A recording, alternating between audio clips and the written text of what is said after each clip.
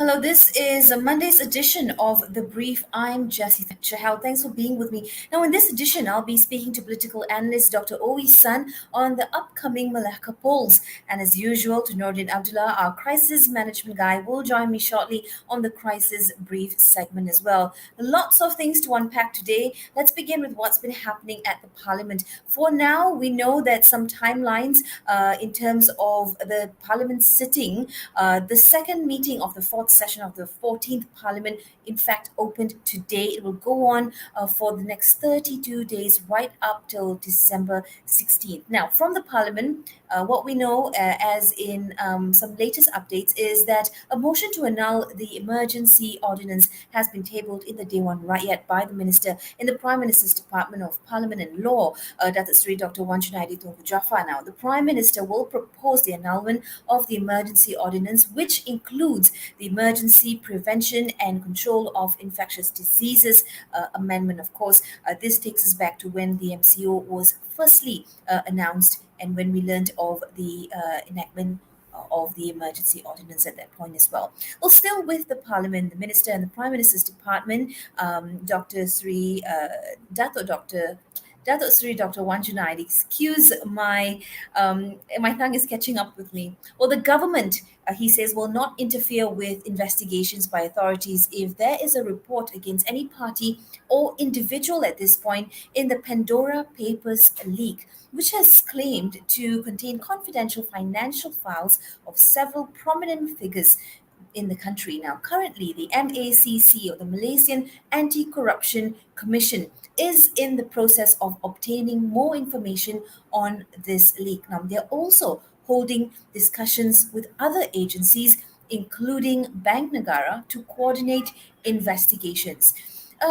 We know at this point that opening offshore accounts is not an offense under Malaysian law, but action will be taken if there is any inch of evidence of criminal misconduct. A lot of discussion around this as well, and once again, we already know at this point that the government is saying that they will not interfere with investigations by the authorities. I'd like to bring in Nordin Abdullah, a crisis management analyst and expert, for the daily crisis brief. Nordin, we've had a weekend, we've had some respite, but at the same time, there's a lot of things that's going on in and around the country. We know that the Melaka polls are upcoming next, and there are some concerns as well around this. But particularly, let's take a nosedive into this. Let's zoom into this. What would you say is the real difference between voting and campaigning? Well, I think that's one of the interesting things that we're looking at right now, and we saw when the Parliament of Malacca was dissolved that there was a lot of trending going on in social media, trying to link what was going to happen in this poll together with what happened in Sabah. And I think rightfully so, it was a key concern and still remains a key concern in terms of managing COVID-19. So there's two things that I wanted to look at. One is the concept of can an election take place safely? And we've seen globally there's been data, and also locally we've had a few case studies of by-elections, and one I think is the key one, which is the Chini by-election, which happened in Pahang during the early stages of the early lockdowns, the early MCOs. And there was 0 cases, and that was primarily because people followed the SOPs. Yes, there was a lower voter turnout, but people followed the SOPs. The campaigners followed the SOPs.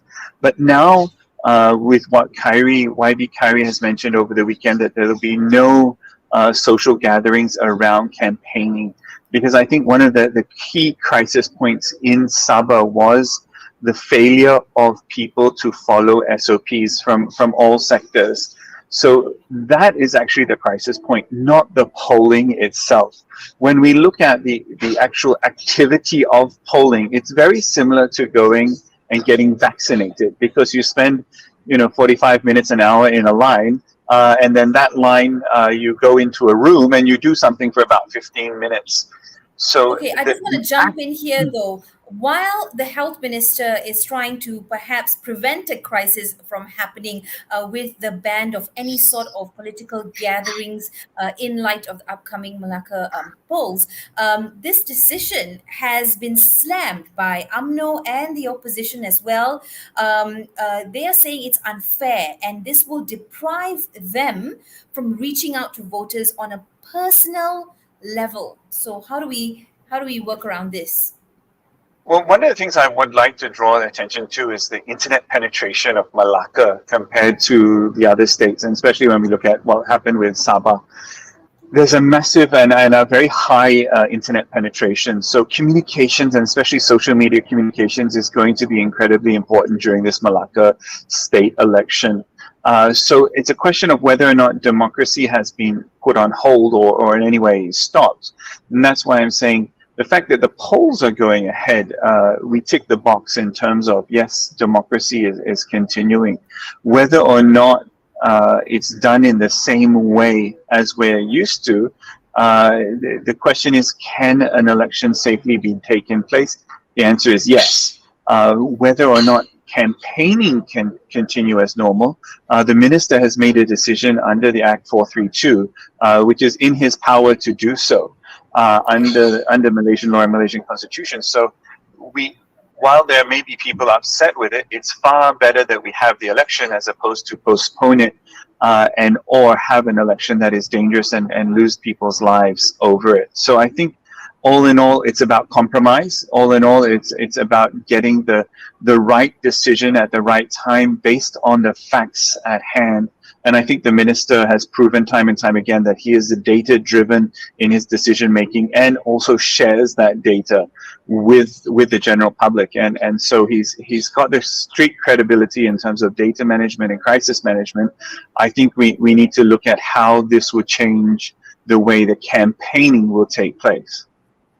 That's right. I mean, as all of us have had to embrace the new norm, perhaps it's also now part of the larger picture of being the new norm that these campaignings happen more aggressively online. And as you've rightly pointed out, the penetration, therefore, the reach, therefore, can be a lot more intense.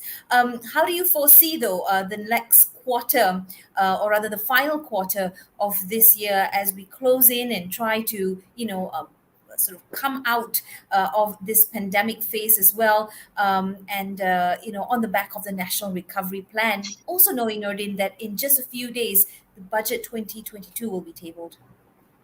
I think this budget is incredibly important and it's pivotal in the current Prime Minister's premiership, as well as the country's ability to manage the economic long tail effects of COVID-19. So I think everyone is waiting for the budget. Of course, a lot of work has gone into preparing it. So I think we wait and see what happens with the budget. Of course, we want to try and get as much money into the hands of the B40, now the B50.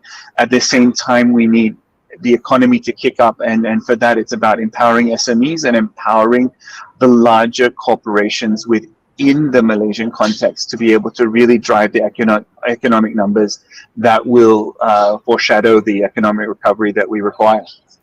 That's right, Nordin. I'm going to put you backstage for a bit and bring you back on. I've just got some business stories to share with our viewers, and then you, me, and our guests for the day will be having a three-way discussion there. Just hang on. I know you're working from site, so just hang on there, and we'll bring you back right in. That, of course, was Nordin Abdullah weighing in a little bit on the daily crisis brief, what's happening at Melaka. We know that the campaigning will go on up till November 20th, in fact, is the polling day. So some time left for campaigning to happen. But moving on to business, foreign investors turned net buyers of Malaysian stocks just last week with a net inflow of 587.61 million ringgit.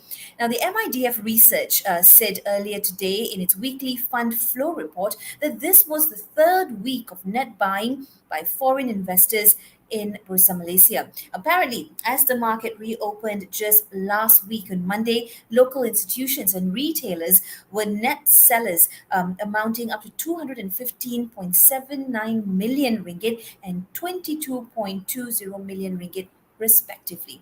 Now, you may say, oh, who and what are net buyers? Let me explain that for you. Net buyers are investors who buy rather than sell stocks that catch their attention. And attention grabbing stocks refer to equities that have been captured, or rather have captured investors' eyes. Net buying, however, plays a significant role in asset pricing and investors' decision making. All said and done, these are great pointers and great indicators that our economy is interesting, especially to foreign buyers as well.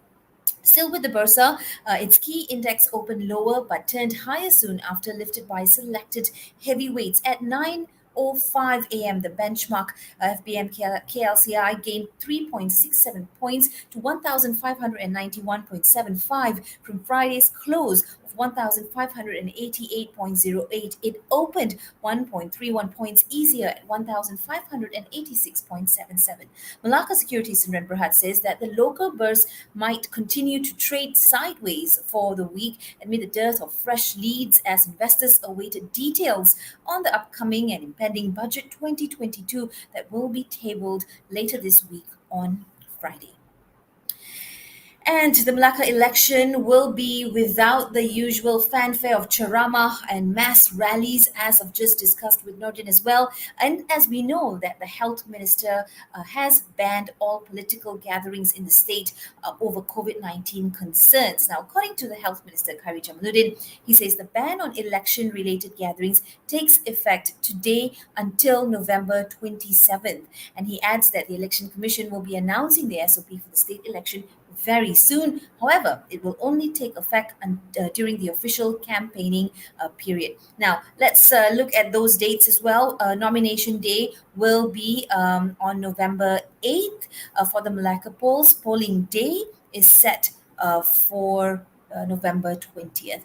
I'd like to bring in now Dr. Owi San, Senior Fellow from the Singapore Institute of International Affairs, to weigh in on our conversation about the upcoming polls, as well as Nordin Abdullah back into the conversation as well. Dr. O, it's good to see you. It's an interesting time ahead of us as well. Doc, now, Perikatan National's election director, Dr. Sri Muhammad Azmin Ali, says that Barisan Nasional should decide fast if it wants to cooperate with Perikatan in the upcoming Melaka polls. How are you reading this? Well, I think perhaps Perikatan Nasional is slightly more desperate than Barisan Nasional when it comes to the two sides in the same coalition, granted, working together in the coming Melaka state election.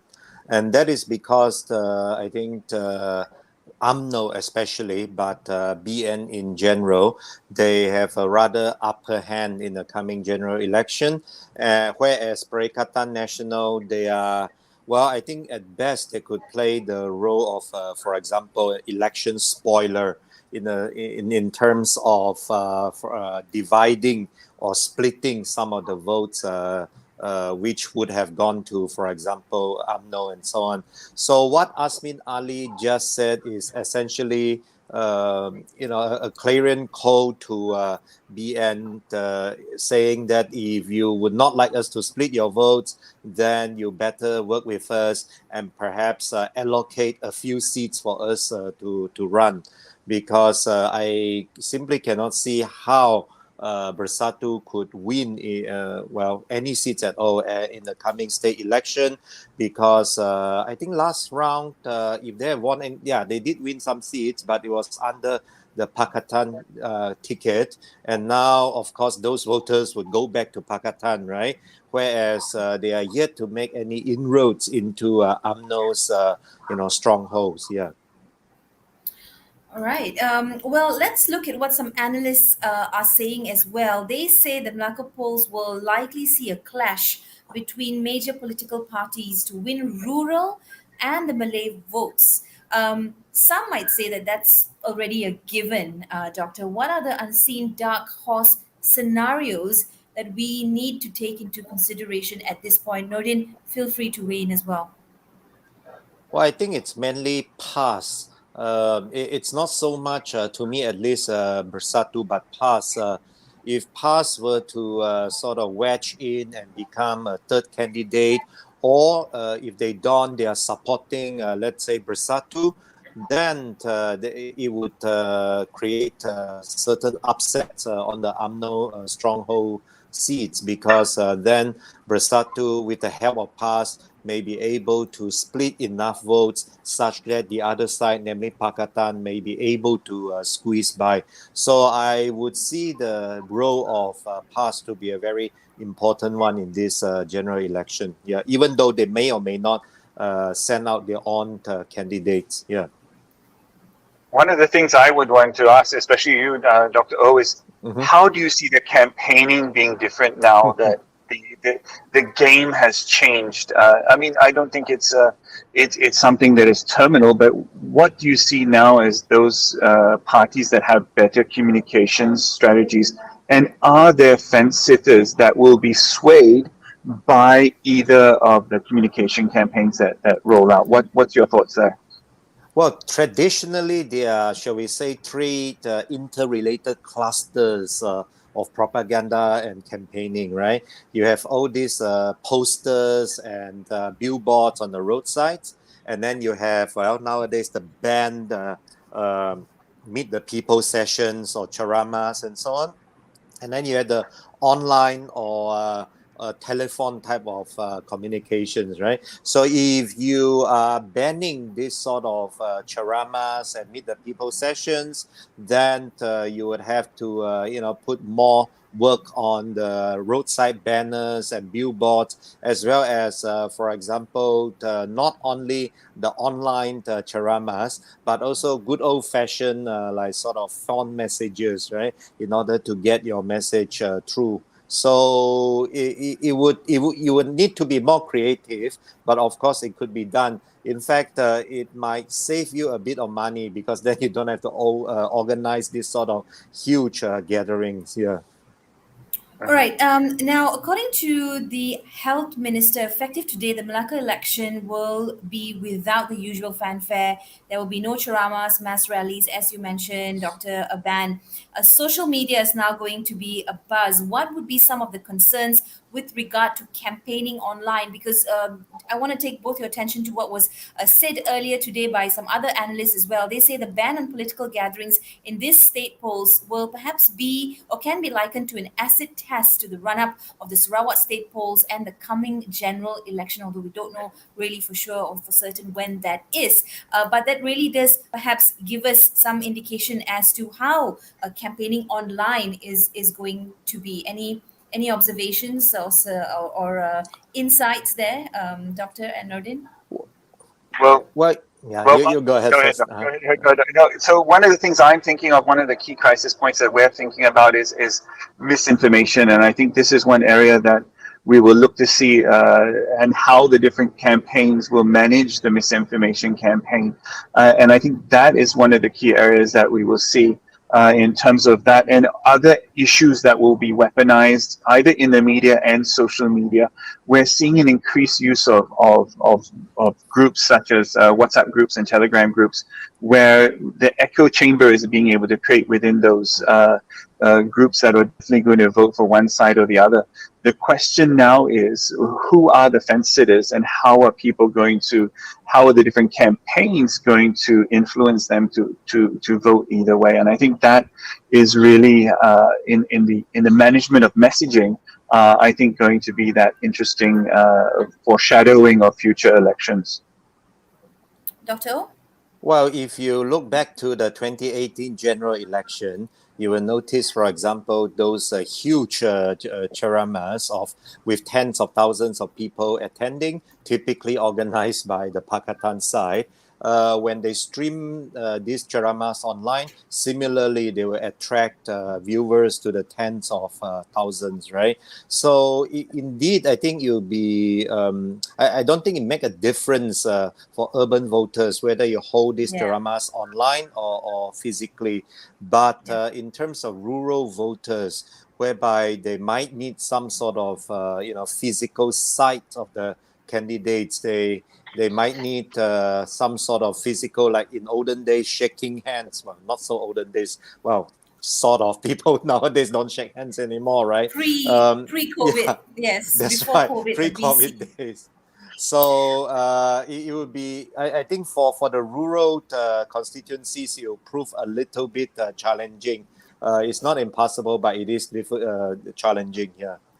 Thank you very much, Dr. O and Nordin, for weighing in and sharing your perspectives as well. We'll speak to you again, of course. Much to deliberate, discuss, and talk about with regard to the upcoming Melaka polls, of course, the impending general election as well, further down the road. But it's been insightful to speak to both gentlemen on the program today as we learn more about what some of the undercurrents that's happening in current affairs and, of course, news around the country. Now, another Malaysia Boleh moment at this point. Chemistry teacher V. Komathy from SMK Ave Maria Convent in Ipoh has won the Global Teacher Award 2021, an annual awards event organized by AKS Education. Now, the 38-year-old has been teaching for 14 years and she received the international recognition at a virtual ceremony for the AKS Education Awards just yesterday.